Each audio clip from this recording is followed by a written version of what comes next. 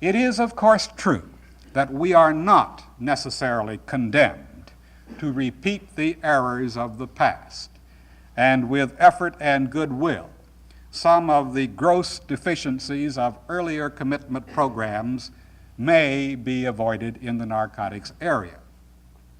But the prior experience is surely relevant as evidence of the characteristic tendencies of the civil commitment device. One may suspect that here again, proposals in the narcotics area have not been tested against the totality of our relevant experience. I shall conclude by reference to one further problem in American narcotics legislation. This is a problem by no means peculiar to the narcotics area. It is fair to say that one of the most serious deficiencies of the American legislative process is the failure to provide machinery for the routine collection of data adequate for evaluation of existing regulatory measures and the consideration of new proposals. Nowhere are the consequences of these deficiencies more serious than in the area of narcotics control. For 2 generations, we have engaged in a program of penal regulation profoundly affecting the lives and liberties of persons and involving public interests of great importance without reliable data on a host of matters indispensable to any sound audit of what we have been doing and to sound judgment as to what we should be doing.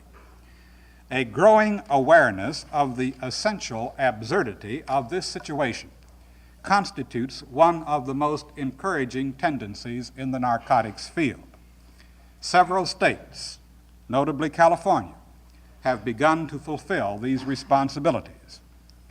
Private research and investigation also may be expected to reach more impressive proportions. If these tendencies persist and strengthen in the years ahead, the formulation of rational policy may yet be achieved.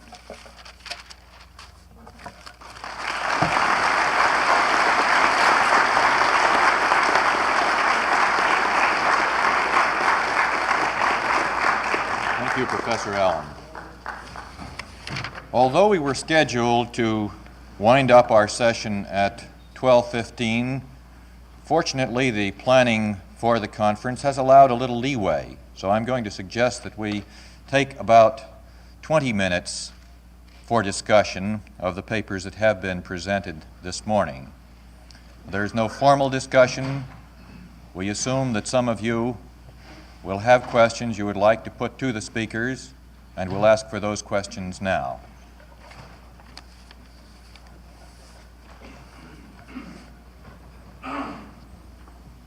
If you have a question, would you please identify yourself and indicate to whom you would like to address the question?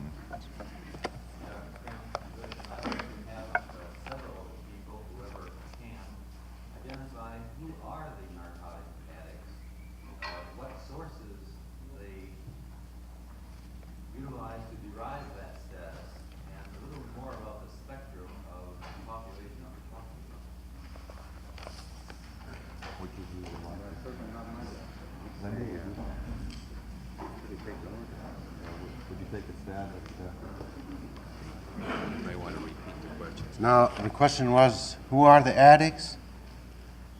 That's a pretty large order. You mean, who are the addicts now in the United States? Apart from there is a relatively high prevalence in certain legitimate occupations. We don't have figures on it that I know of, but doctors, nurses, and pharmacists, and certain persons in what you might call the paramedical professions. There are said to be, and again we don't have figures on it, as Mr. Allen has told us, we don't have figures, period, most of the time, that we can rely on, jazz musicians. And apart from that, we have persons in the lower socioeconomic classes that we know of, the addicts we know of, are persons of the lower socioeconomic classes in the slum areas, particularly of the big cities, with certain notable concentration in certain big cities, and with a concentration in certain minority groups, very noticeable in recent decades. For example, in Chicago, I think for some time it was 9 out of 10 narcotics arrests Negroes. 9 out of 10 or thereabouts. Now what is the other part of your question? What do they use? Heroin. How do they get it? Peddlers. Yes? I don't think that was exactly what I wanted. I did want a little more of a quantitative breakdown so that we could classify what the problem is. Physicians, nurses, technologists, do they use heroin, for example? Or are there other sources of... Well, I would think the people from Lexington could speak of the doctors who come there. Now, I suspect morphine. Is there somebody who can say that?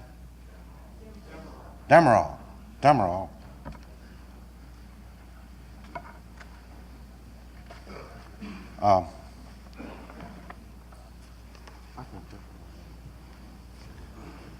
I might mention that with reference to the question of the distribution of addicts, particularly among the younger segment of the addict population, there will be a paper by Dr. Isidore Chine in Section B this afternoon that will deal somewhat with this topic.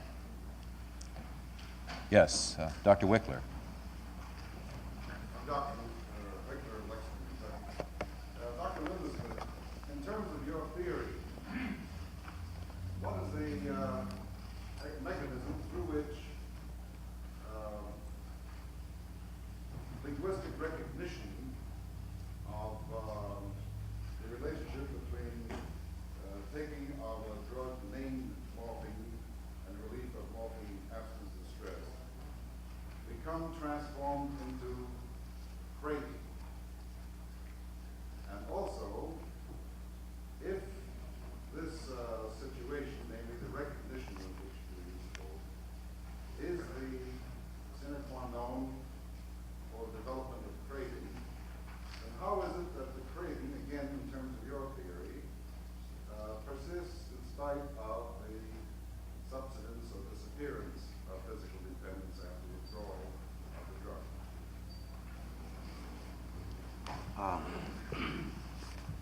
I think I would have to say that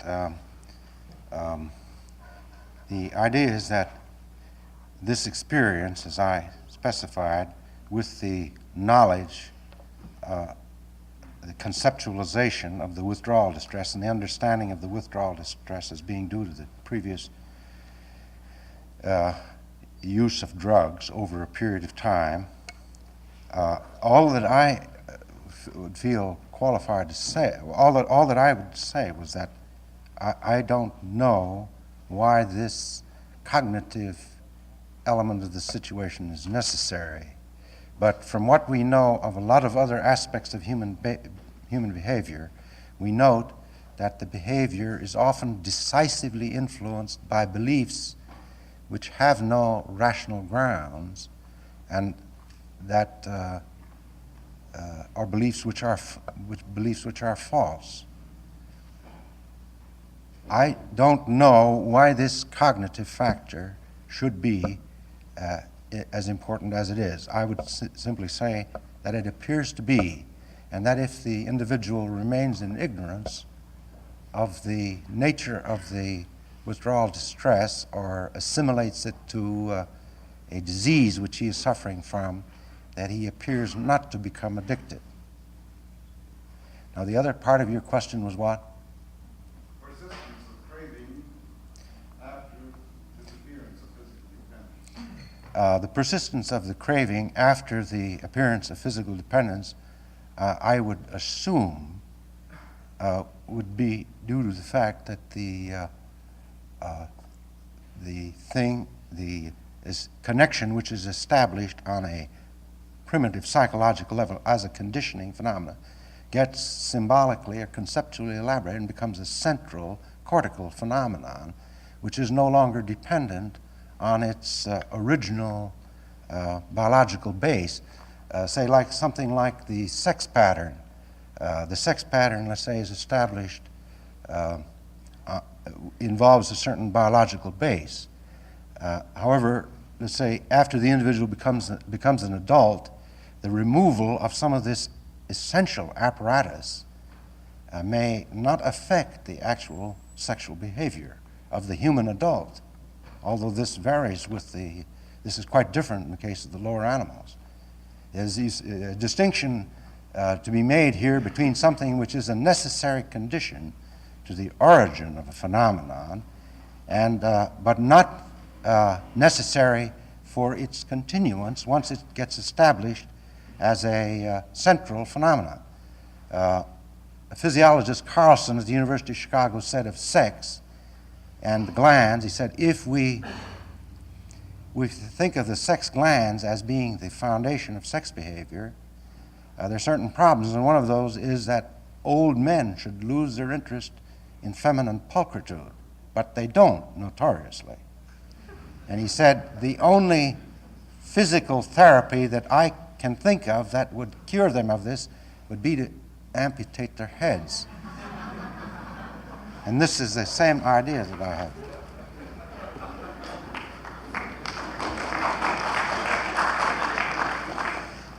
Do we have other questions? Yes. I'd like to direct my question to Al. Dr. Linsmith pointed out the problems in defining an addict, and yet, as you pointed out, under the civil commitment, the results are very similar, if not identical, to a criminal commitment, and that the person is involuntarily in a place where he cannot leave and is behind barbed wire. At the same time, this may be done by a 9-3 vote of the jury rather than a unanimous vote. Is this not, in effect, a real lack of due process or problem with our procedural rights to be able to have this civil commitment as contrasted to the protection of the unanimous vote of the jury to define what is an addict? Well, let me answer the question in narrow terms. If the question is it a denial of due process in the federal constitutional sense to erect civil commitment procedures which eliminate the provision of the unanimous jury verdict? I would suppose my best guess would be that the Supreme Court of the United States would not so rule. The question of the power of the state to devise its procedures vis-a-vis the jury has been very liberally granted, and this is a tradition that goes back clear to the beginning of the last quarter of the last century. What I'm saying is that I would not anticipate that the Supreme Court of the United States would say that as a matter of fundamental law, that such procedures would be unconstitutional under the 14th Amendment. Whether there may be other aspects of a given civil commitment procedure that would raise federal due process questions is another matter. I may say as to this, I do honestly believe that persons who are concerned about this kind of matter are probably not well advised to place too much reliance on the federal Supreme Court. The federal Supreme Court has been notoriously unconcerned or uninvolved, I think is a better word, with the range of problems that we are talking about here. And I don't think that's too surprising. The court has been concerned up to this point in any event with the rather gross problems of unfairness in criminal procedure. And they have pretty much put to one side the so-called civil commitment matter. Now, I can conceive that a case involving so-called civil commitment might reach such a level of egregiousness that the court might be willing to intervene. But I would think it would have to be very, very bad to get the Supreme Court to intervene. And this is why I say that if there are problems of policy here, that there are problems that I'm afraid have got to be fought out at the legislative level, that reliance upon the courts, and particularly the Supreme Court of the United States, to solve even these problems of fair procedure where civil commitment matters are concerned, I should guess is probably ill-advised. Now, if the question is what I think about this, I think that it is possible to have some genuine problems in the use of the civil commitment from the standpoint of procedural fairness. But I do not really expect that I am going to get Mr. Justice, whoever it is on the Supreme Court, to write an opinion to that effect. There was a second question from the same area. I'm Mary Liddell, County Narcotics Commission. I would like to say, in answer to Dr. Smith said not so much an answer, but as a matter of clarification, and I think it should be said here, that a record of arrest does not necessarily give a true picture. I think you will find in round numbers, we would take a few percentage marks or points that the offenders, as it comes in order, are 44% Caucasian, 28% Mexican American, and 23%. I don't know whether you were all able to hear that characterization of the distribution of arrest data, but the observation was that obviously arrest data do not give you a true picture of the nature of the addict population. Yes. My question is to Dr. Lyndon Smith. I'm Dr. Castleman. I'm not an addict, never have been one. I am a physician for Synanon Foundation since they've been in Santa Monica, Chief of Medical Research. You mentioned in your paper a long list of named various psychological characteristics of addicts and said if this were true, Synanon could not exist. However, at Synanon, we call the individuals every single name that you've mentioned, plus a couple of more, when the individual understands that he is that ill, and then there's a chance he might try and do something about himself. Would you like to comment? Well, there are a number of other comments I might have made on that list, that as I might have asked those who feel that none of these terms are applicable to them to rise and face the back of the room the way the revivalists sometimes do. I mean, that might have been another question, or another point I might have made about this list. I stated this list to indicate the confusion in this area. Perhaps the most important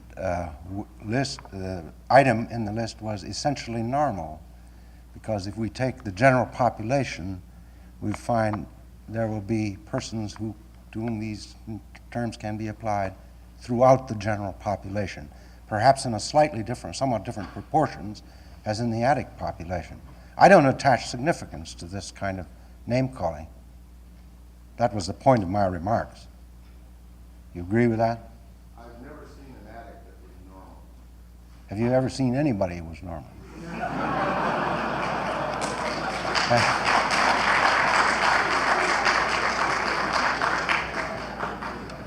Yes.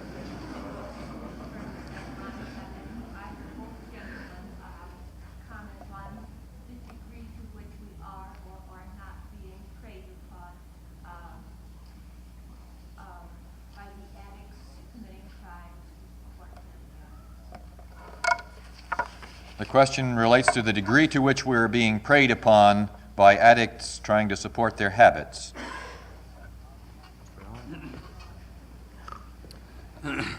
Well, I do not have statistics on this. I get told all sorts of things about the fraction of crimes against property that are committed by addicts who need money to buy narcotics in the black market. I would suppose that there is reason to think that this constitutes a substantial fraction of big city crime, at least in Chicago and in Detroit and probably Los Angeles. I must say that I at least am not aware of anything very definitive on this. I was told with great confidence by a police captain in Chicago that 1/2 of the crimes of property were so committed, though upon pressing him for the basis of that statistic, I discovered that this was a little impressionistic. And I suspect that most of what we know about this tends to be a little impressionistic, but I would be certainly willing to believe on the basis of this accumulation of impressions that probably it constitutes a serious problem. I believe Dr. Lindesmith will say a word too. I have just one somewhat facetious remark. It has been reported that the addicts in Chicago steal annually in the loop $50 million worth of goods. And you might think of that in connection with the contention that they're failures as criminals. That isn't bad for that many psychologically handicapped people to steal that much money in 1 year. Perhaps one more question. Yes.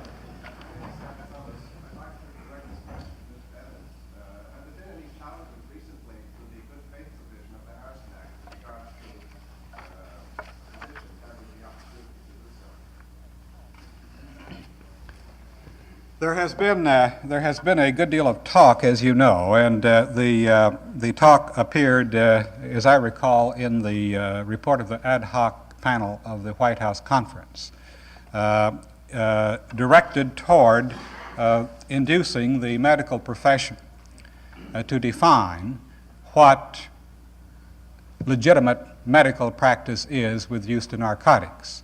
The argument being that part of the problem here has been not so much a problem of unwise aggression on the part of administrative agencies or of stupidity on the part of courts, but a default on the part of the medical profession to define what good faith, proper use of narcotics is in the course of medical practice. If the question is, has there been a recent case in the United States Supreme Court on this, I think the answer to that is no.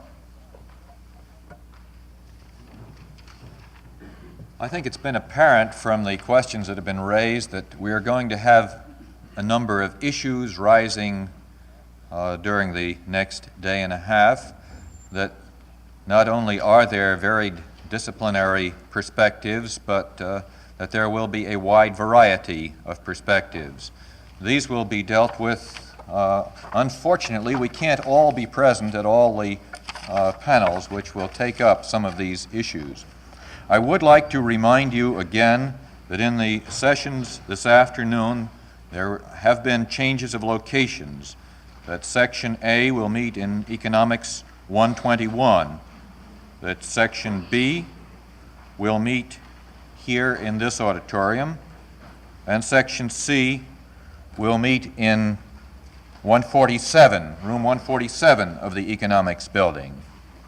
I would also like to remind you that lunch will be at the Faculty Center, and the tickets may still be bought for lunch at the center. We'll hope to see all of you this afternoon.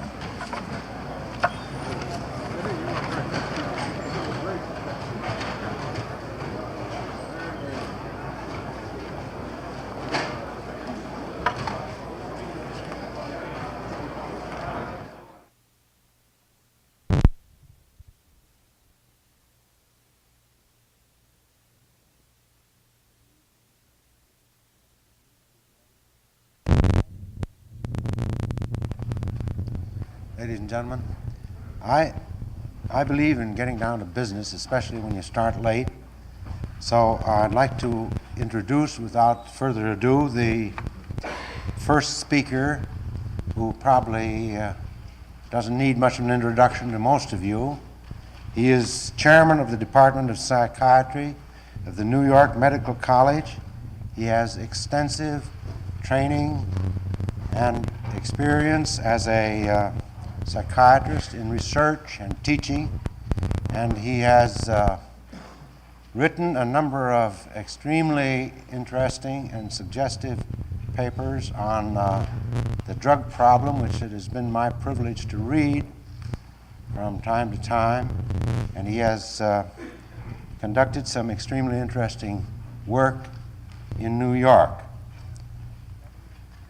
Dr. Alfred M. Friedman, who will speak on studying and treating the addict in and out of a city hospital.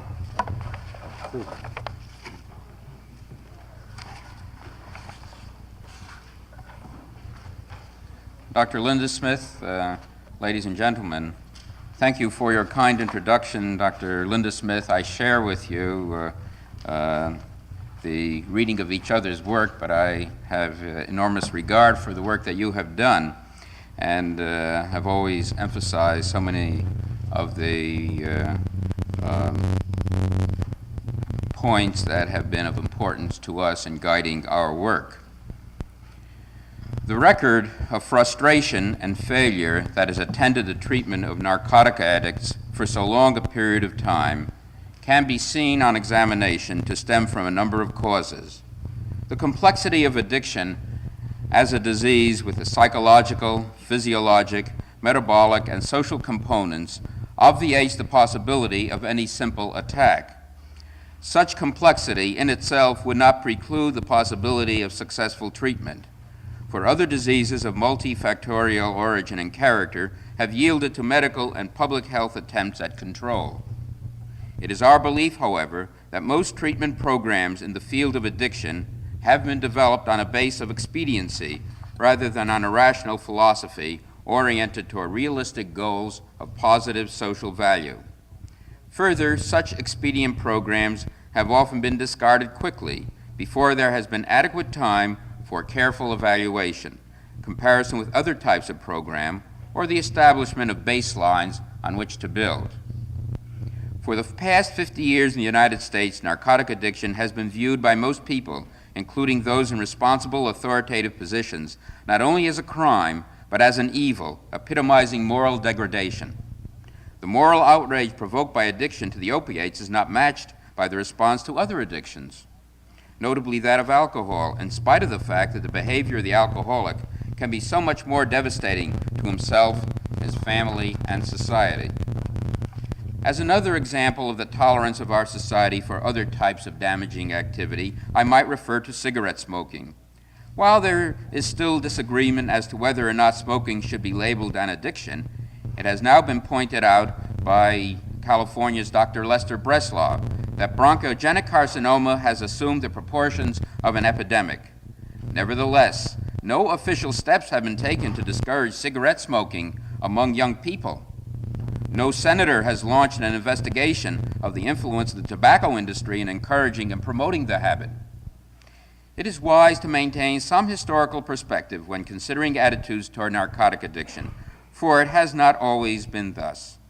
Our chairman, Dr. Linda Smith, pointed out in a rather interesting aside in a paper that in 1889, one of our medical journals carried a statement by a physician giving in considerable detail his reasons for believing that it was obviously better to be a drug addict than a drunkard, and advocating that chronic alcoholics be cured by transforming them into drug addicts. Whatever the reasons for this peculiarly punitive attitude, it is clear that the goal of most treatment programs, total abstinence from narcotics, is related to this attitude on the part of our society. This goal has at times proved unrealistic in a large percentage of persons treated. The recognition of this failure has led to some attempts at changing treatment modalities, but to little serious question as to treatment goals. And I think that is a point that needs very careful scrutiny. The program in which we are presently engaged is distinguished from other treatment programs, first of all, by the enunciation of goals based on our belief that present-day narcotic addiction is a public health problem characterized primarily by social loss. This loss stems from the inability of most addicts to contribute constructively to society, not necessarily because of their addiction per se, but because of the type of life into which they are driven by the legal sanctions attached to the use and distribution of the opiates. With the acceptance of these fundamental considerations, the aims of efforts directed toward those who are already addicted then emerge as, first, social and medical rehabilitation of those addicts who are non-contributing citizens of the community, and second, social integration into the community of those addicts who are already contributing citizens, since there is evidence that there are persons for whom this may be possible. Abstinence from drugs is not seen as an end with great intrinsic value, but as one method, along with others, of achieving the goals of this treatment program. The philosophical basis for a treatment program, which I have outlined briefly, has emerged with the development and operation of the male narcotic addict service at Metropolitan Hospital in New York City. The hospital is located in East Harlem, a neighborhood where narcotic addiction is endemic. The service, established in 1959, was from the beginning unusual in several ways. First, the service was established in a 1,100-bed municipal general hospital within the Department of Psychiatry. It differed in this respect from most previous inpatient programs, which were established in specialized institutions, often serving a penal as well as a medical purpose, that is to say, serving as both jail and hospital. Second, the service was set up as a benign, voluntary program oriented toward treatment of the addict as just another patient, albeit in need of specialized services, just as a cardiac or paraplegic patient is in need of specialized services. All the adult patients are voluntary admissions. None is under the jurisdiction of a court or committed by a court. This is also true of most adolescents, but a few who are on parole are admitted if consultation with their parole officers indicates they may benefit by the program. Third, the Department of Psychiatry of a medical school is actively engaged in the treatment of addicts and in research into the etiology and therapy of narcotic addiction. This medical school affiliation provides the resources of a large and active medical center.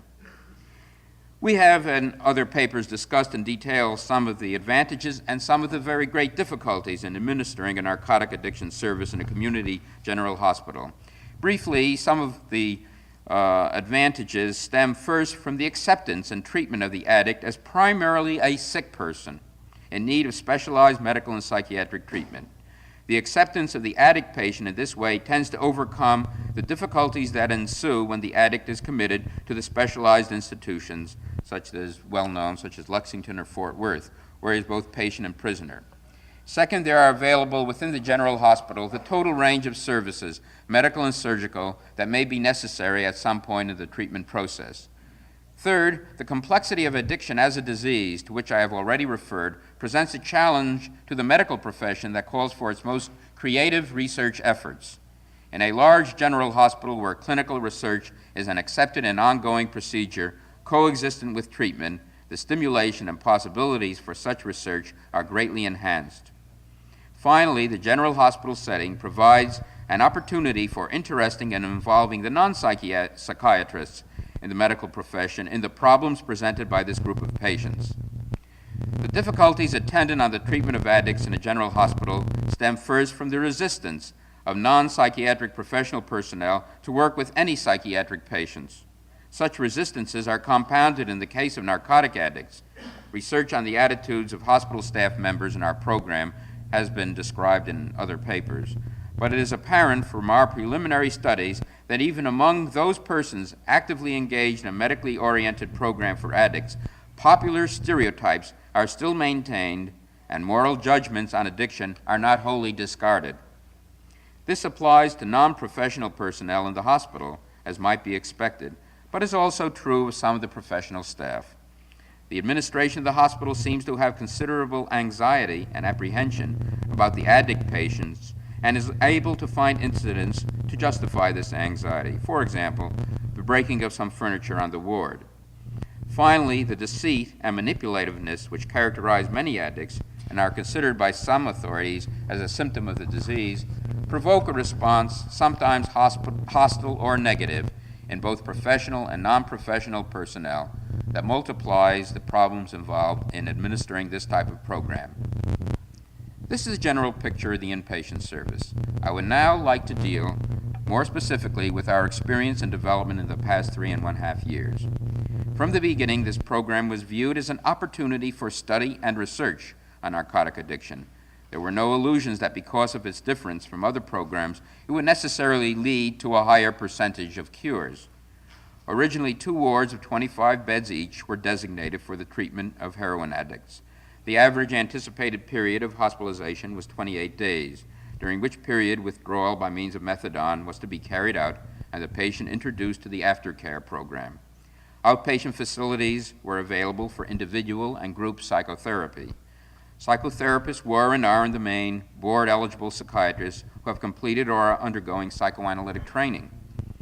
Other staff members include social workers, psychologists, vocational counselors, and recreational therapists.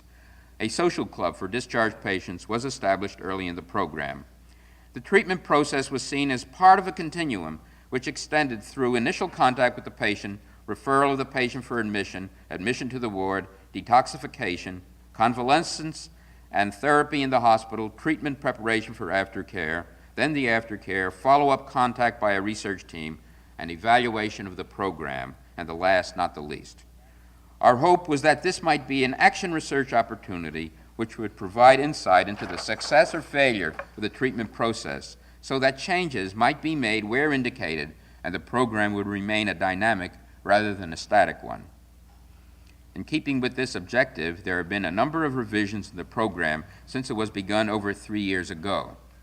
The first 22 months of operation, beginning in November '59, were characterized by efforts to apply to the problems of drug addiction standard psychotherapeutic practice. A member of the part-time psychotherapy staff met the patient as soon as possible after his admission for the detoxification. It was hoped that the personal relationship established with the individual therapist would provide a bridge to participation in the aftercare program. In order to make the program attractive, every effort was made to make detoxification as free of discomfort as possible.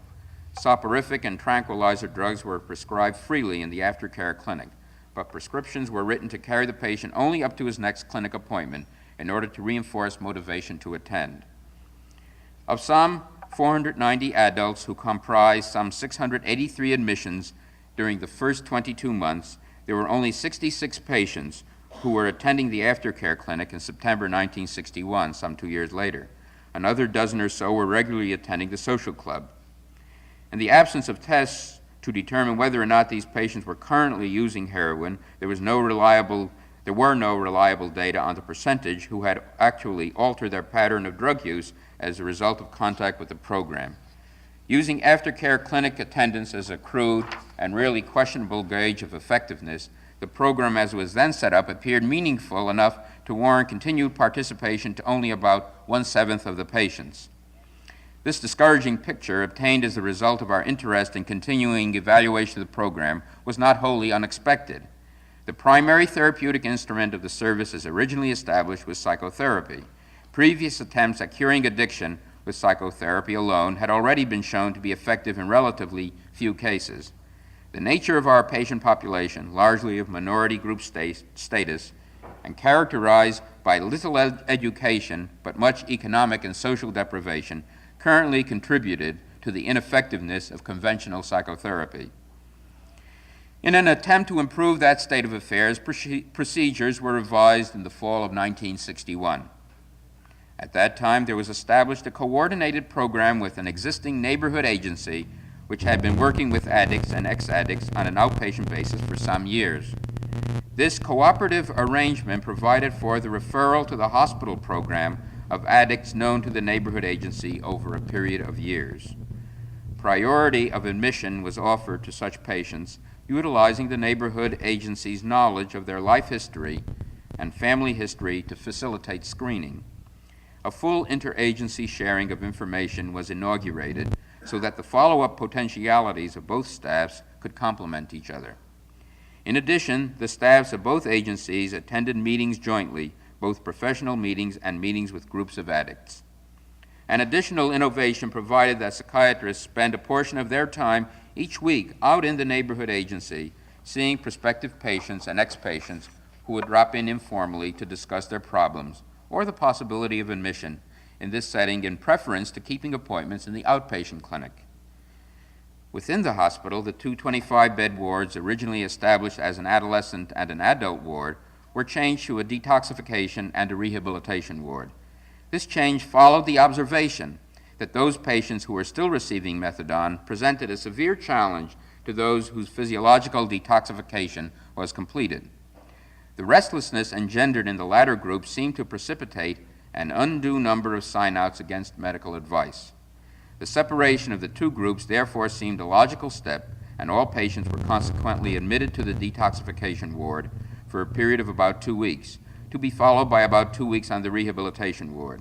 This change in the ward setup did result in some improvement. There was a reduction in tension, a reduction in the number of sign-outs, and a generally improved atmosphere, particularly in the drug-free rehabilitation ward. The stated aims of the 2-week stay in the rehabilitation ward, that's the second ward, required for discharge with medical consent were: 1, to restore normal sleep patterns; 2, to provide sanctuary for the temptations of the streets during the difficult period immediately following detoxification; 3, to devise an aftercare treatment plan appropriate to the needs of each individual, including social work intervention in the family situation prior to discharge, vocational counseling and placement, and pairing patients with individual psychotherapists if the staff judged the patient could utilize individual psychotherapy profitably. As presently operating, there are 3 phases in the program for addict patients: the pre-admission period, the inpatient detoxification period, and the aftercare post-discharge period. The final phase, the aftercare post-discharge period, is now recognized by practically everyone interested in the treatment of narcotic addiction as of primary importance. The patient seeking services is given a screening interview with an intake psychiatrist who assigns the patient to a staff psychiatrist and simultaneously places him on a waiting list for admission. The waiting list at present usually consists of 40 to 50 applicants, and a 3 to 4 week waiting period is usual. In this pre-admission waiting period, however, the patient is seen by his psychiatrist, who attempts to help him, utilizing both psychotherapy and pharmacotherapy. There are special problems during this phase arising from the fact that many of these applicants are losing their supply of drugs and suffering some degree of withdrawal sickness. After admission as an inpatient, the addict spends from 8 to 14 days, as already described, on the detoxification ward. The length of time depends somewhat on the level of his habit at the time of admission. Detoxification is routinized and presents no special problem. The subsequent 2-week stay in the rehabilitation ward is still oriented toward the goals originally established for this period. At any point in this process, from initial contact into and through aftercare, appropriate referrals are made by the psychiatrist to psychologists, social workers, vocational and recreational workers on the staff. At the time of discharge, the patient is given an appointment for continuing therapy on an outpatient basis with the same psychotherapist whom he has been seeing on the ward. In aftercare, the patient is considered an active case so long as he sees his therapist at least once in 3 months. This treatment program, which to date has not achieved any revolutionary results in terms of cures, is distinguished in the extent to which it is characterized by a thoroughgoing research effort. One of the great traditions of medicine has been the investigation of the pathogenesis of disease. Knowledge in this area can then be followed by rational treatment efforts. Viewing narcotic addiction as a public health problem with broad social implications, as we do, suggests the necessity for attaining some knowledge of the natural history of the narcotic addict as a prior condition to social control of addiction. It is this kind of effort which in our department has begun to bear some fruit. In addition to the study of hospital staff attitudes and adjustments to working with addicts, to which I have already referred, there has emerged a preliminary report on social types of addicts. These studies are being conducted in our Division of Community Mental Health by an interdisciplinary group under the direction of Dr. Richard Brotman.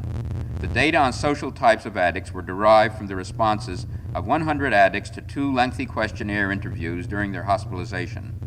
They provide a new classification of addicts based on their social adaptation to the world around them.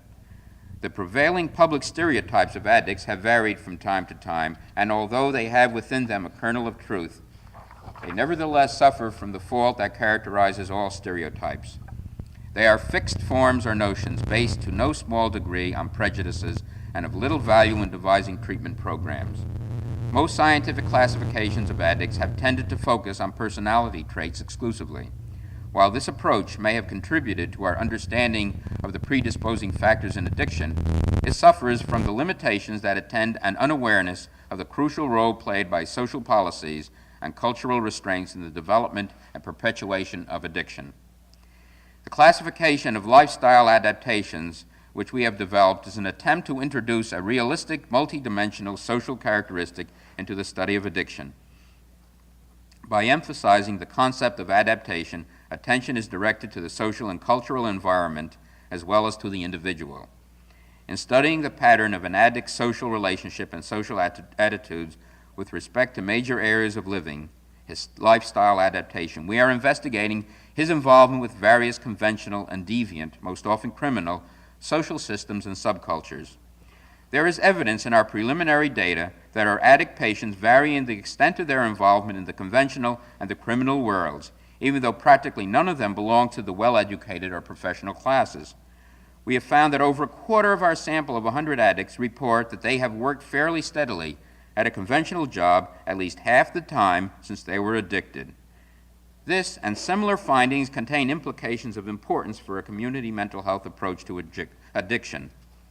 A project is now underway in conjunction with the present study of his lifestyle adaptation of narcotic addicts, which will extend this approach in an effort to compare narcotic addicts with persons addicted to other substances, such as alcohol. Such research will, hopefully, contribute to the establishment of baselines on which realistic programs in this field can be designed. The conviction that only a community-based program for addicts holds any hope for successful treatment and prevention of addiction has led us to project a model continuum of treatment. Such a continuum is designed to expand the range of services presently available to the patient applying for admission to include whatever forms of ambulatory treatment are necessary to help the patient become engaged in the treatment process. This might include a sheltered workshop program as well as pharmacological regime and psychotherapy. The program in the inpatient facility would be followed by admission to a day-night center located away from but near the hospital. After an extended stay at the day-night center, the patient would return in gradual stages to his neighborhood under the continuous supervision of a clinic, which would be jointly operated by the hospital and the neighborhood agency. It would be expected that this clinic would have continual contact with the family of the patient from the point of initial contact through ambulatory care and detoxification, through the stay in the day-night center and in the aftercare program at the local neighborhood level. The patient would continue to be engaged in the process until rehabilitation and social integration were achieved. A key aspect of the day-night center program would consist of a program of public health education aimed at increasing the level of community understanding of narcotic addiction and of the community's role in helping to effect rehabilitation of addicts and former addicts and in helping them achieve integration into community life. Research into the continuum of treatment would be under the supervision in our setup of the Division of Community Mental Health. The development of a day-night center is thus viewed as an integral step in the development of a model continuum of community care for the narcotic addict. Such a community-based program obviously suggests that our department, responsible for the treatment of narcotic addicts, must address itself to the social institutions of law, housing, schools, and employment in the milieu where addiction develops. Further, while the psychiatrist is usually free to use drug therapy as well as his own skills in interpersonal relationships in his attempts to help patients effectuate behavioral change, the physician's freedom in this regard is sharply limited when the patient is a narcotic addict. There is a strong need for complete freedom for the physician to experiment with all types of treatment modalities, and legal obstructions to carefully designed and controlled experimentation should be removed. In conclusion, the history of treatment efforts directed toward narcotic addicts in the United States during the past 50 years reveals the fundamental uncertainties and lack of knowledge surrounding both the patients and the disease. In the early part of the century, addiction was viewed as a medical problem, and such treatment as was offered was available from general practitioners. The passage of the Harrison Act and the subsequent intimidation of physicians was followed by the ill-fated clinics and dispensaries also providing medical treatment under city health department auspices. With the closing of the last of the clinics in 1924, medical treatment gave way completely to the dominance of legal efforts at control. The opening of the public health service hospitals at Lexington and Fort Worth in 1934 introduced another attempt at a medical approach. Treatment has now developed into a largely psychiatric specialty. However, it is scarcely necessary to point out that the psychiatrist using conventional psychotherapeutic methods finds himself in general little more successful than other physicians or even law enforcement officers in coping with the problems presented by this group of patients. At present, we seem to be entering an era characterized by the development of the exhortative, the cultist approach. Like Alcoholics Anonymous, Synanon is one obviously providing for some patients a means of achieving abstinence. However, it must be pointed out that there is something it cannot do, and that is to move into the community for early intervention and thus provide the all-important basis for the prevention of this disease. As long as treatment remains a problematical and frequently unsuccessful procedure, addiction must be approached as other public health problems have been, and broad social efforts at primary prevention must be given high priority. This, of course, does not preclude simultaneous efforts directed toward the individual who is already addicted. This dual approach is based on our belief that social manipulation, while of primary importance, is not the entire answer to the problem. The addict represents the end result of a combination of individual and social pressures. The ways in which present-day addicts differ from those of the late 19th and early 20th century have been pointed out many times. The great increase in criminality, the differing social, economic, and ethnic classes, the changed ratio of males to females, the existence of an addict subculture, the marked change in the number of persons who become medically addicted, all establish the vitality, if you will, or the adaptability of the disease. Many literate persons, having read or seen O'Neill's Long Day's Journey into Night, for example, have acquired a picture of a type of addict relatively common in O'Neill's youth, but not so today. Today we see evidence of change occurring in patterns of addiction. For example, heroin has become a focus of attention, particularly among law enforcement officials, because for some years it has seemed to be the drug of choice among those addicts who are most deeply involved in illegal activities. At the present time, however, we find addicts preoccupied with drugs per se, moving from one substance to another. Such behavior, I believe, is evidence of more than social deviation. It is a general response to the pressures of the external and the internal environments. That general response is addictive behavior, not heroin or morphine or Demerol addiction. The change in objective or sociological characteristics of drug addicts does not alter the fact that some predisposition, psychological or physiological or both, must be present for the development of addiction in any one individual. This too must be dealt with. The problems presented in our society by the whole field of mental illness have aroused tremendous interest and concern in recent years. With the issuance of the final report of the Joint Commission on Mental Illness and Health in 1961, there came a mobilization of effort directed toward these problems. The President's recent special message to Congress on mental illness and mental retardation, which requested major federal involvement in the improvement of community-centered treatment facilities, is providing impetus for much-needed action. However, in spite of all that is known at this time about the genesis and treatment of mental illness, a great deal remains unknown. Only the most rigorous scientific approach to investigation of causes, selection of population, and evaluation of results of various treatment modalities can lead to progress in this field. Let me emphasize the need for experimentation with new types of therapeutic intervention. Conventional psychotherapy, as I've already mentioned, has proved to be so unrewarding with so large a proportion of present-day addicts that we should explore all possible methods of treatment for mental ills suggested by responsible investigators. Narcotic addiction serves as a paradigm of mental illness, and as such must be subjected to the same systematic interdisciplinary study required for other types of emotional and mental disturbance. This is the answer to the question, what are we trying to do at Metropolitan Hospital, that I so frequently am asked. We are not naive enough to expect to provide immediate solutions to a problem of such social, cultural, physiologic, and psychological complexity. We are trying only to study addiction in the hope that we may thus provide for ourselves and others some guidelines along which steps may be taken on the road to control and prevention of a major public health problem. An experimental program of the type in which we are engaged must be recognized as a form of demonstration project.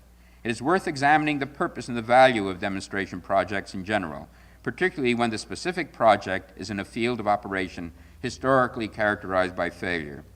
There is a value in demonstration projects, assuming that they are reasonably conceived and operated, which stems from their forcing the public, or at least interested professionals, to confront the deficiencies and gaps in existing programs. Even if the new program does not succeed in its enunciated goals, it does focus attention on such existing deficiencies and helps to mobilize efforts that stimulate experimentation and needed fundamental change. It provides a critical eye that may not otherwise exist or function.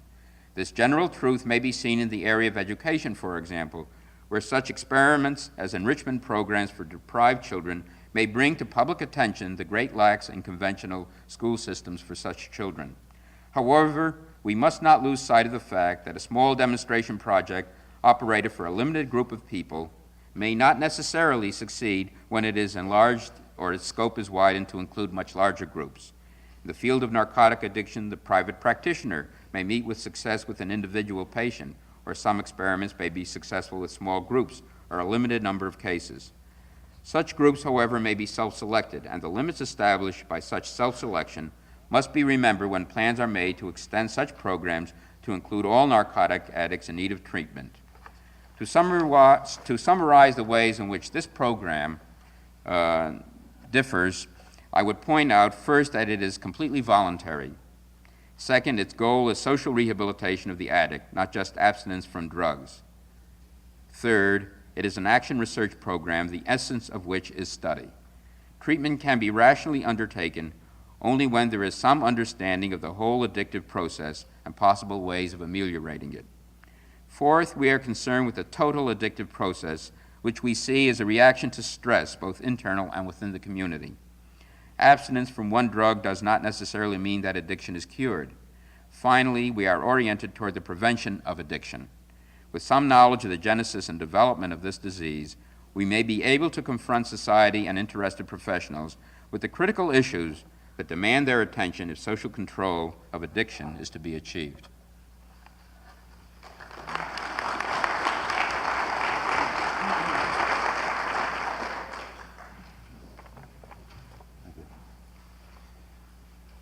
Our next speaker will talk on conditioning factors in opiate addiction and relapse. I think it is totally unnecessary to introduce him. He is Associate Director of Research and Chief of the Section on Experimental Neuropsychiatry at the Addiction Research Center in Lexington, Kentucky. I will turn the session over now to Dr. Abraham Wickler. It is a pleasure to introduce him. He will show some slides, and there will be some preparations necessary. Projector's aimed straight up. Let me move this to one side. So, yeah. I'll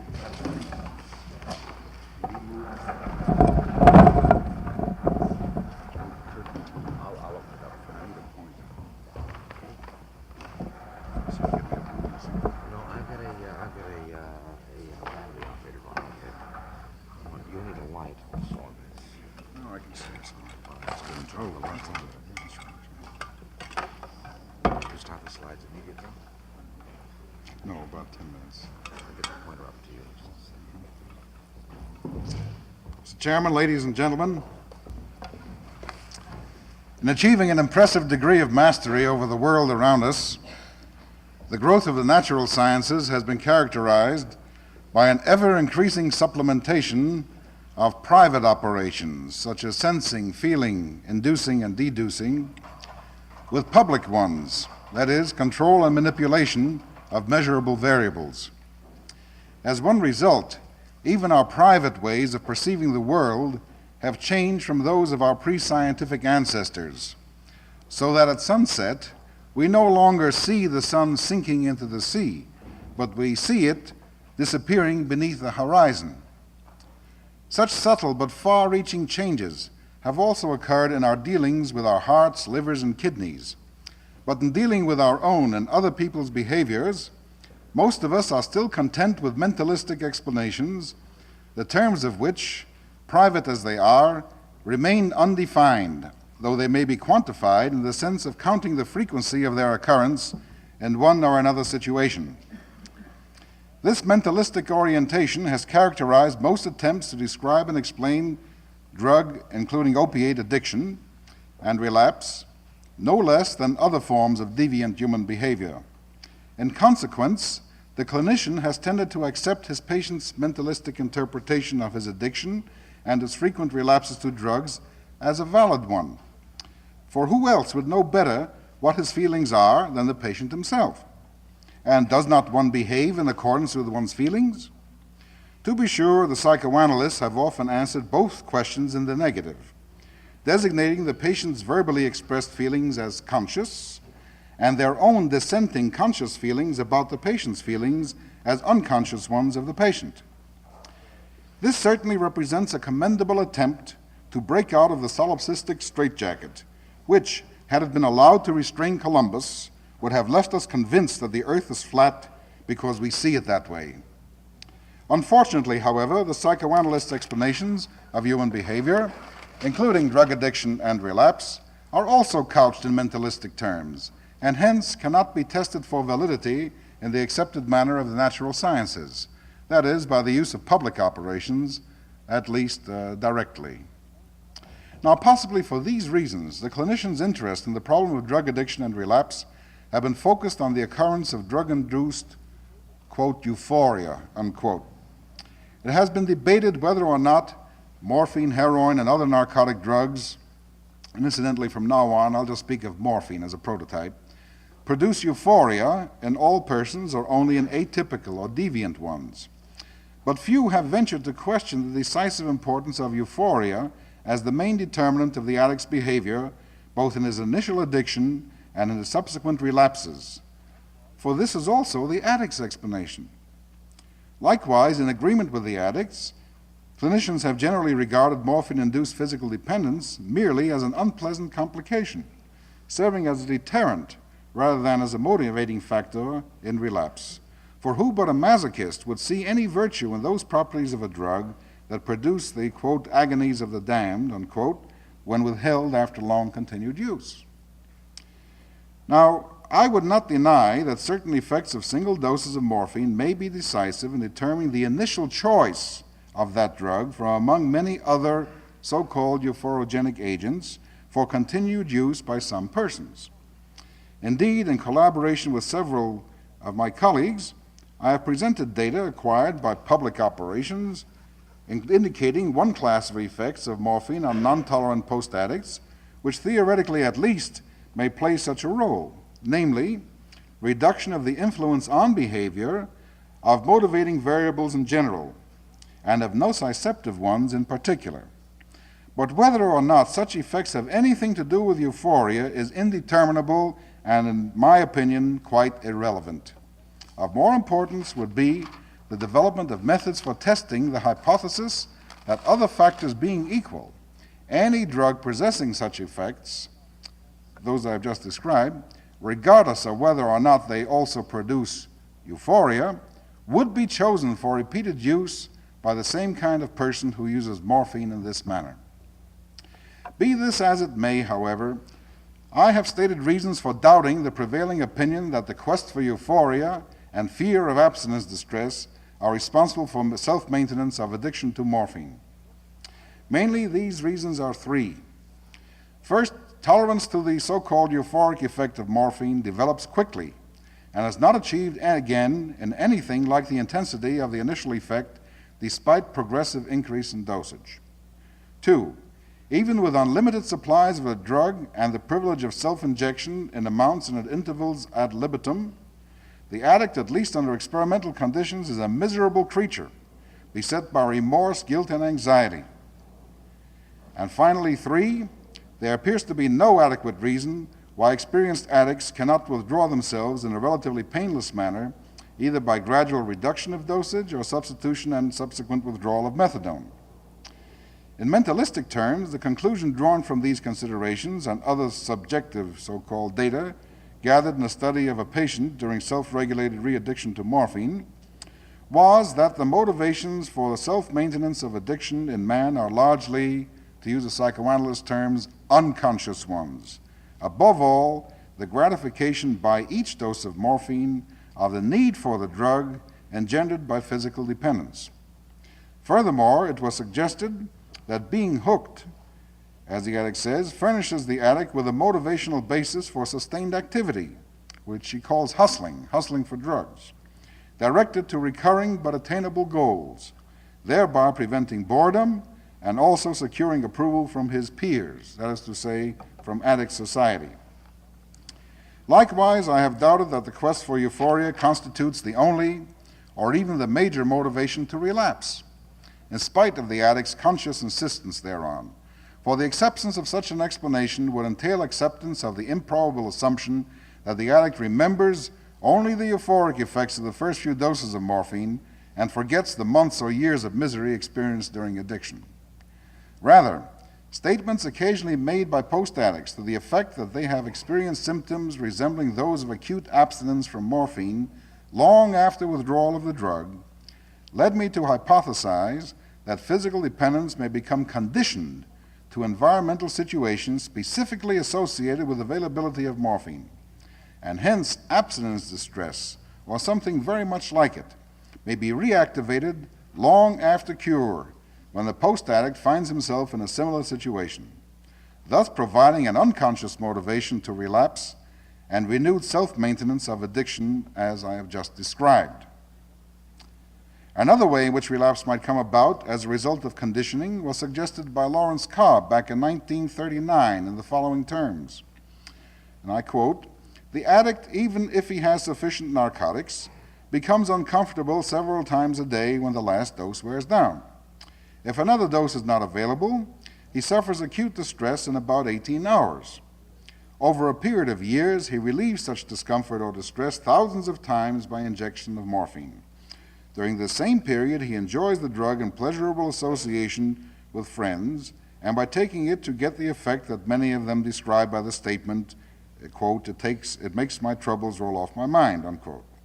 By thus building up a strong association between pleasure and pain and the taking of a narcotic, he becomes conditioned to taking one in response to most any situation that may arise."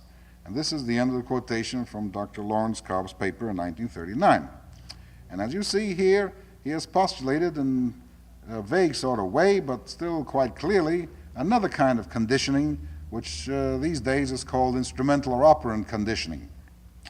And it is this sort of process that was also touched on tangentially by Dr. Linda Smith when he stressed the importance of the experience the addict has in relieving morphine absence distress by an injection of morphine.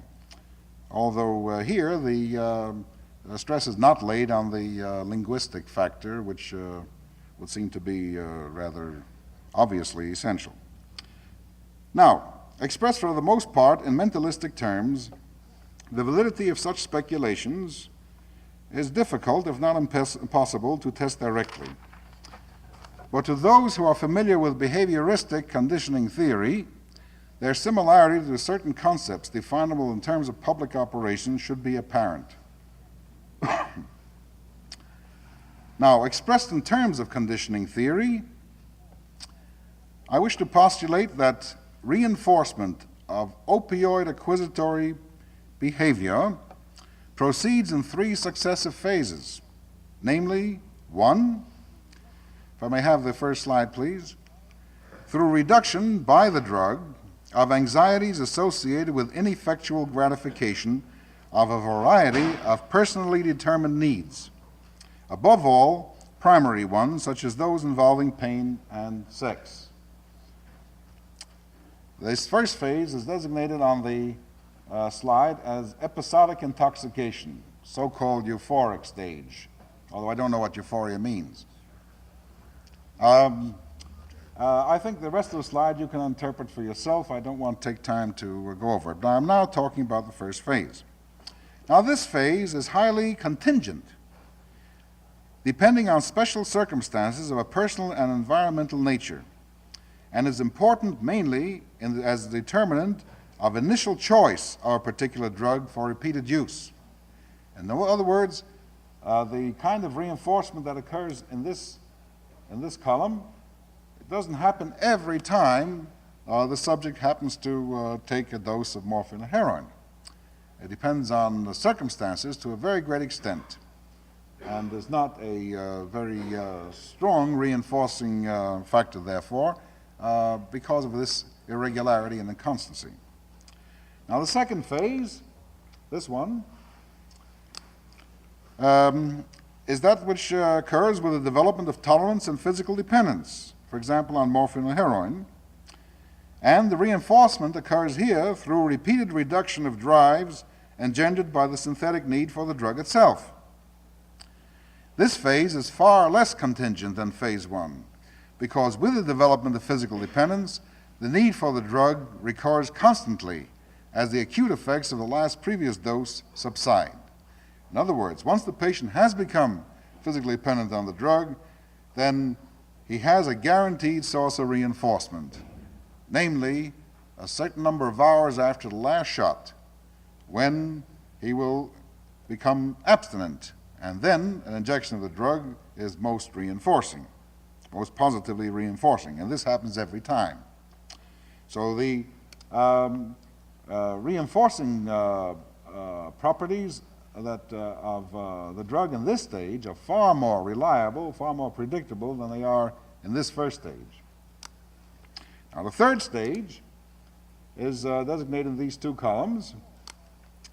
After withdrawal of the drug, such physical dependence that was engendered in the second phase now becomes a very important factor in producing stage 3 through two processes. And this will be the burden of my communication today. I referred to this as the so-called two-factor learning theory of relapse. The first factor is recurrence of abstinence phenomena as a classically conditioned response to environmental stimuli previously associated with the cycle of drug-induced need and drug-produced reduction of such need. This is known as classical or Pavlovian conditioning. And to oversimplify it a bit, to make it clear, I'm speaking very simply of a conditioning of a drug effect, a conditioning of abstinence phenomena to certain environmental stimuli, such as bad associates, who are in the past closely connected in a temporal way with the cycle of morphine abstinence and morphine suppression of abstinence during phase 2, during the previous episode of addiction. That is conditioning factor number 1. And the second conditioning factor is the reinforcement of drug-seeking behavior that occurred, was also developed in the second phase, and which was not extinguished. This is very important. I want to stress, I'll point out later, that in our current treatment methods, this reinforced behavior is not extinguished.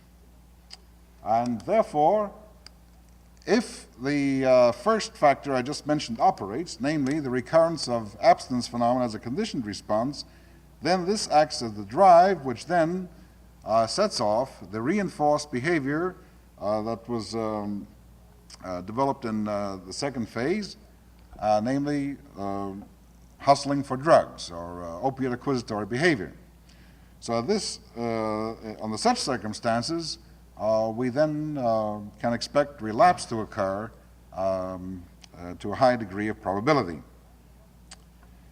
Now, time will not permit a review of the experimental data obtained by my colleagues and myself in studies on man that relate to sources of reinforcement during phase 1. We've done a great deal of work on that, but since they have been published, I trust they are already familiar to you. Testing of the hypotheses concerned with phases 2 and 3, however, cannot be done directly on human beings for ethical as well as practical reasons.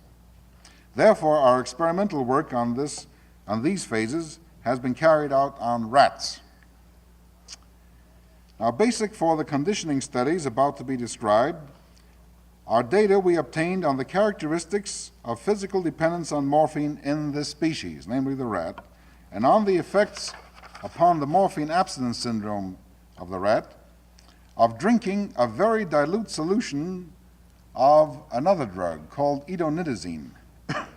This is a synthetic benzimidazole derivative with morphine-like properties, which by parenteral injection is 1,000 times as potent as morphine for analgesia in the rat.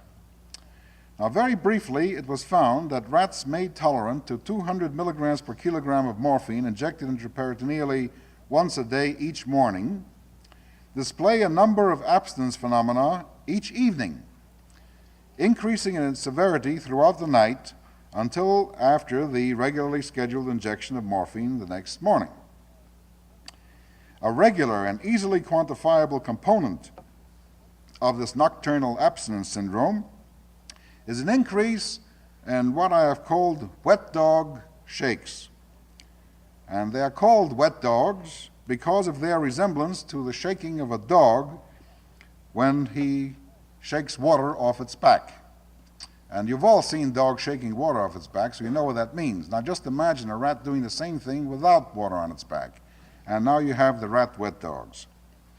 And we have found that an increase in the frequency of these wet dogs is a very reliable, highly significant statistically correlate of other abstinence phenomena from morphine in the rat, and follows a time course quite similar to those of other variables which can be measured, like rectal temperature, for example, but which obviously are much more difficult and disturb the rat much more.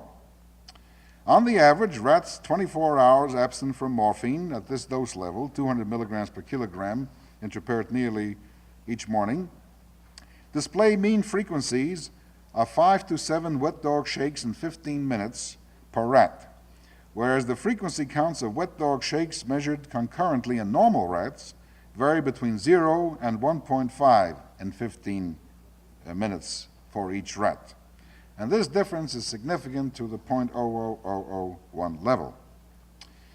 Now, so much for the abstinence syndrome in the rat. We have decided then to use the wet dog shake as our indicator of conditioning of the morphine abstinence syndrome in the classical Pavlovian manner, as I have just postulated. Now, for reinforcement of drug-seeking behavior through reduction of morphine abstinence, we employ this drug I mentioned a moment ago, idonitazine. The structural formula of this drug is shown in the next slide, please. I'll let you read it, save time. And as you see, the structural formula has nothing to do with morphine, but nevertheless, it acts, we have shown in our own laboratory, and the Swiss chemists who synthesize this have also shown that it is indistinguishable from morphine in every way for the rat, except that it's 1,000 times as potent as morphine. Now, because it is 1,000 times as potent as morphine, we are able to prepare an aqueous solution of this compound, a very dilute one, say in the order of 5 or 10 micrograms per cc, which rats, whether normal or addicted, will drink just as they drink water, with or without prior water deprivation, and keep on drinking until they become knocked out by the drug. Whereas if we try this with a morphine solution, at least Lexington, Kentucky rats will have none of it. And some of them have died rather than drink the morphine solution. Now, other work we have done indicates that either the rats can't taste such concentrations of idonitazine, or if they do, they don't care about it. And so you see, as you will see in a moment, we have had to add a flavor tag to the solution so the rats will be able to distinguish it from water. This is not for safety's sake mainly, but for our conditioning experiments. I will refer to that in a little while.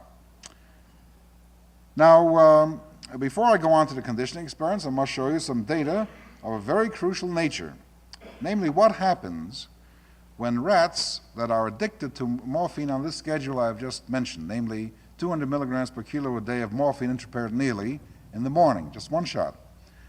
What happens when we substitute a 5 microgram per cc solution, 5 micrograms, remember, cc solution of this drug for water in their drinking tubes, and compare that with normal rats?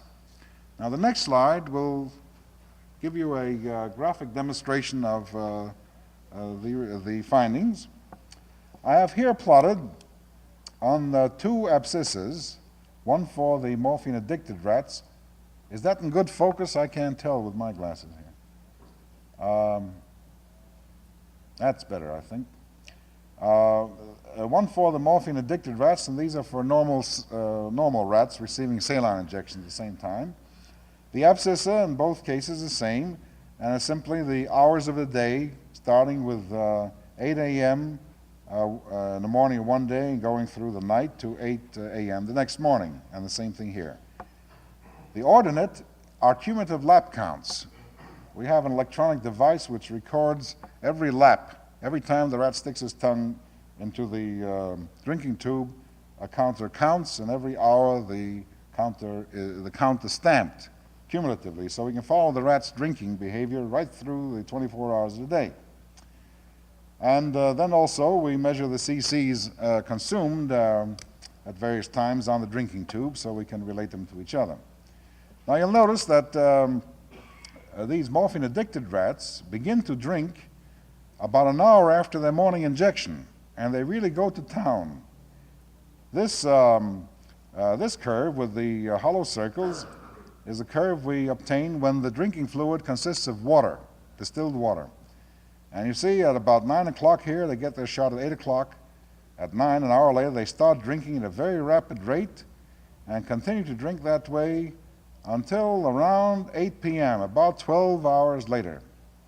And then they suddenly slow up and practically stop drinking the rest of the night. And it so happens that this time, 12 hours after the last previous shot, coincides with the time when the increased frequencies of wet dog shakes appear. In other words, this sudden change, sudden abrupt slowing down of drinking water occurs at a time when the abstinence phenomena from morphine become manifest. A very striking correlation. And they drink very little the rest of the night. Now, if we substitute edonidazine for water, take out the water and put in the 5 microgram per cc concentration of edonidazine, from 8 a.m. until 3 p.m., in other words, the first 7 hours of the day, when these addicted rats are not abstinent, in other words, they receive their injection at 8 o'clock, so they have no abstinence phenomena during this period, we find they drink the edonidazine solution at about the same rate as they drink water, and actually the volumes consumed are no more, no less. But when we substitute this edonidazine solution for water, not in the morning from 8 a.m. to 2 p.m., but from 3 p.m. until 8 a.m. the next morning, during the time when they are abstinent. At night, we see a remarkable thing. At first, they drink the solution just as if it were water. But then, at 8 o'clock p.m., instead of quitting to drink, because they are abstinent, they just keep on drinking. And they drink, and about midnight, they apparently suddenly increase their rate of drinking and continue to do so at a very high rate until about 6 a.m. the next morning. Now, as I pointed out to you before, 8 p.m. is about the time they would become abstinent if they were drinking nothing but water. And what apparently happens here is that drinking this edonidazine solution suppresses the abstinence phenomena. And this results in the rats continuing to drink the solution, and at midnight, they suddenly realize, I'm talking now anthropomorphically, just to make it easy, but suddenly, let's say, at midnight, the drug solution acquires reinforcing properties, and now the rate is greatly speeded up, as if it took about 4 hours from 8 p.m. till midnight for learning to occur, just those 4 hours. And they drink this at an enormous rate, and the total quantity consumed of edonidazine is unbelievable. It comes out to about 85, 86 cc's total for the 24 hours. A normal rat's water intake is around 30 cc's. Now, in contrast, the normal rats, you see no such thing. The normal rats do most of their drinking not in the morning, but then they start drinking about 2 p.m. and drink steadily all through the night. And this is the same regardless of whether the solution contains water or whether it's edonidazine, whether the drinking tube contains water or edonidazine. So we have this striking difference between the two kinds of rats, suggesting that for morphine abstinent rats, edonidazine is positively reinforcing. And other evidence is furnished by examining the rats for abstinence phenomena the next morning after drinking all this edonidazine, and we find that when they drink this solution, particularly if it's a 10 microgram per cc solution, all their abstinence phenomena are completely suppressed, and they show no evidence of morphine intoxication either. In other words, they're completely normalized. Now,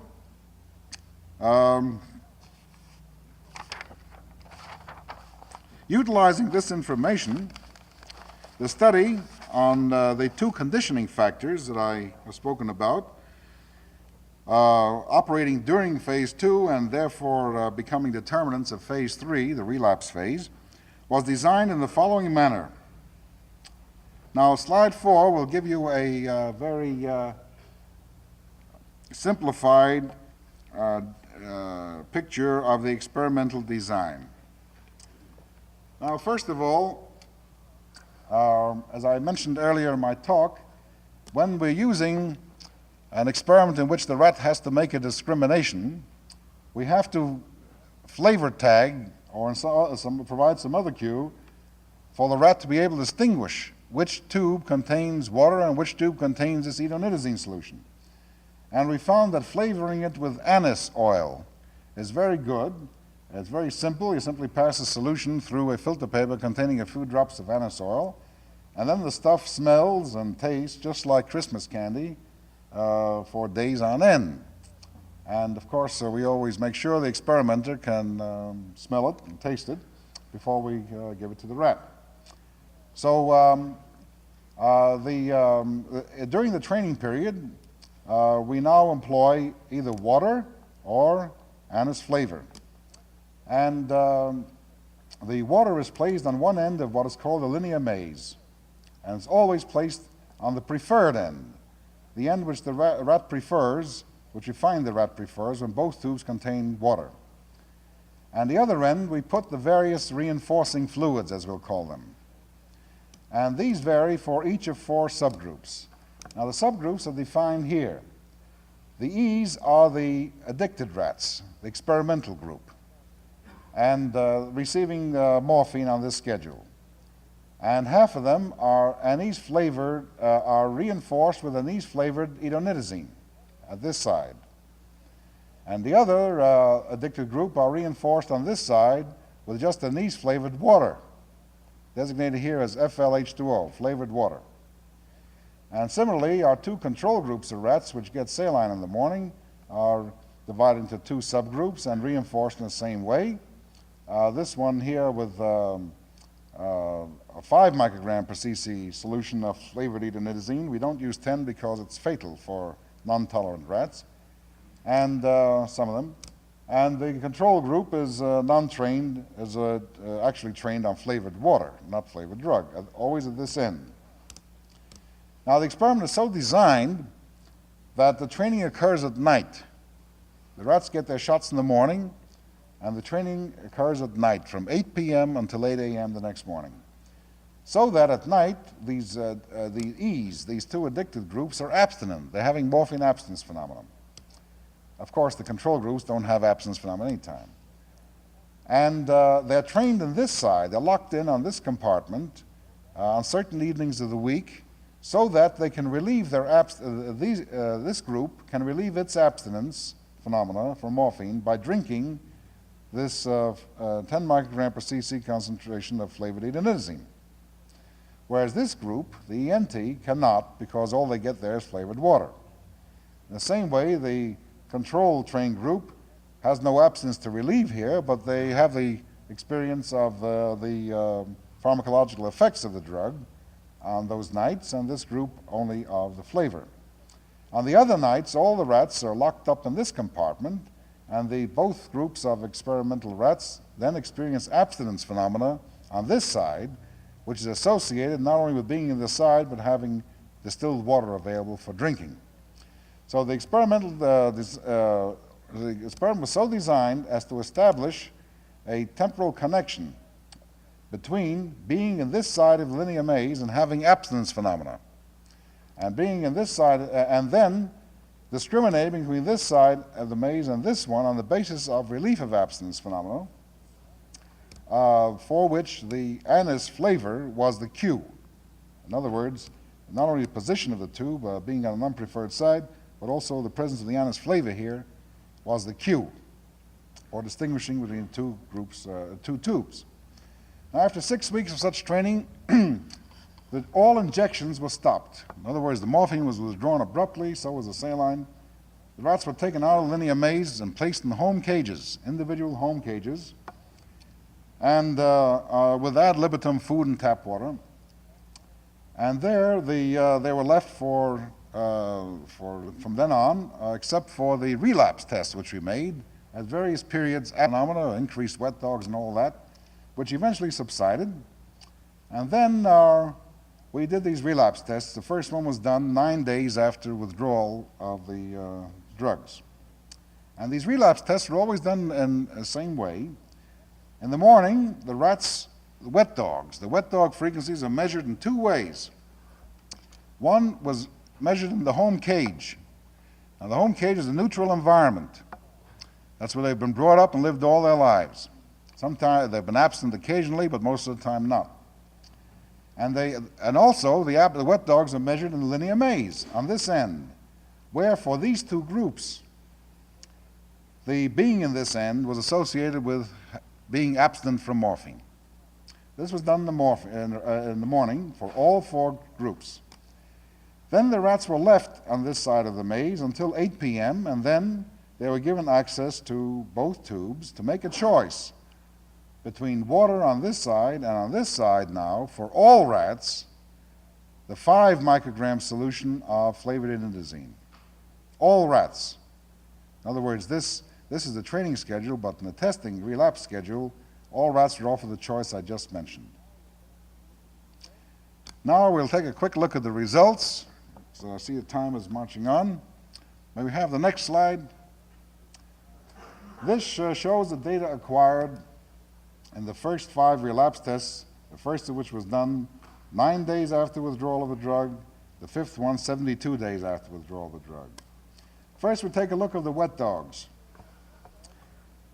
Here are the wet dogs for the 2 groups. The squares, of course, are the controls, and the crosses are the post-addict rats. Remember now, these are post-addict rats now. The morphine has been withdrawn. And you will see that in the home cage, there's very little difference in the wet dogs' frequency between the 2 groups. In other words, although there's always a nagging tendency for the wet dog frequencies to be higher in the post-addict group. It's not true here, but it is here and possibly here. But by and large, there seems to be very little difference in the wet dogs between the 2 major groups in the home cage. But when we test the wet dogs in the linear maze, then the differences become much greater. And you see that at every point here, the wet dogs' frequencies in the post-addicts are greater than those of the controls. And later on, I will discuss the statistical significance of these differences. And this was arrived at by a complex analysis of variance. But I will say that interactions between being a post-addict and being tested in linear maze were highly significant at this test. And for the other tests, there were significances of being a post-addict and of being in a linear maze, but not necessarily of interaction. At any rate, the spreading apart of the wet dogs, when they are placed in a linear maze, and don't forget the linear maze here is a conditioned stimulus. that was paired with abstinence during the training period, the wet dogs definitely increase to a greater extent in the post-addicts than they do in the controls. This is highly suggestive of confirmation of the hypothesis that physical dependence can become conditioned in a classical Pavlovian manner. Now, as far as drinking is concerned, differential drinking, as far as water consumption is concerned, from the tube on the preferred side, that is, there is no substantial difference. Actually, in certain tests, the post-addict rats consume less of the water when they have the free choice between the water on the preferred side and the flavonoidinidazine on the non-preferred side. But as regards flavonoidinidazine, you see that the post-addict rats consume more of the drug solution than the control rats on every single relapse test. Now, also, this suggests that the second factor which I spoke, namely the reinforcement of drug acquisitory behavior, has also been confirmed. But I will speak about certain cautions that must be held tentatively until some control experiments are done to explain this. But at face value, it would seem as if this confirms both factors, the hypothesis that both factors operate. What I want to stress here, though, is something else. Here are the weight curves. This is body weight. And this is immediately after withdrawal. And you see that by the second relapse test, 23 days abstinent, the weights of the post-addict rats had come practically back to those of the controls. And they remain that way the rest of the relapse tests. Tap water consumption in the home cage is identical from the